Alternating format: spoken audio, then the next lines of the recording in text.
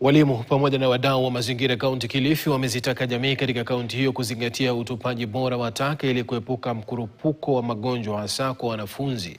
Wakizungumza na wanahabari mjini Kilifi katika zoezi la kufanya usafi wa mazingira, wamesema kumekuwa na ongezeko la utupaji ovyo wa takataka, jambo ambalo huenda likasababisha kushuhudiwa kwa maambukizi ya magonjwa kama vile kipindupindu kwa wanafunzi wanapoenda na kutoka shule. Aidha, wadau hao wamesisitiza umuhimu wa kuzingatia masomo ya utunzaji wa mazingira kwa wanafunzi katika mtaala wa CBE katika juhudi za kunasua mazingira hasa kwa vizazi vijavyo. Haya yanajiri huku kukiendelezwa kushuhudiwa mvua nyingi inayosababisha mafuriko na uharibifu wa maeneo katika maeneo mbalimbali humu nchini.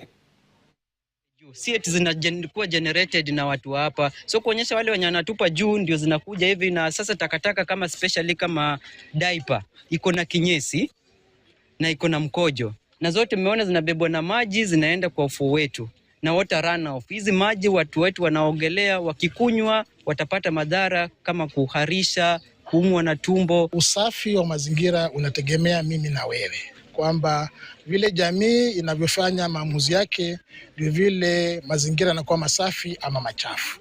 Kwa hivyo yale maamuzi yetu tunafanya kwa manyumba yetu ndio yanachafua mazingira yetu, na itabidi sisi wenyewe kwamba tuwe wale ambao kama vile tumefanya leo ambao wataosha mazingira yetu. Kwa hivyo ni kuwahimiza kwamba sisi tukiwe kipaumbele kufanya mazingira yetu ya kuwe masafi. Watoto wanasoma by kuona, si kuambiwa tu. Kwa hivyo hao wenyewe wameona the impact ambayo hiyo kutupa taka ovyo imefanya. This is just a very small area na tumeokota takataka nyingi. Kwa hivyo pia wakienda nyumbani wako na ile, they have that picture na watasaidia ku hold parents accountable. We are looking forward to cleaning the environment, making it a better place, a better future for all of us, so that when the rest of us, the next generation come, they have a better future, a clean environment.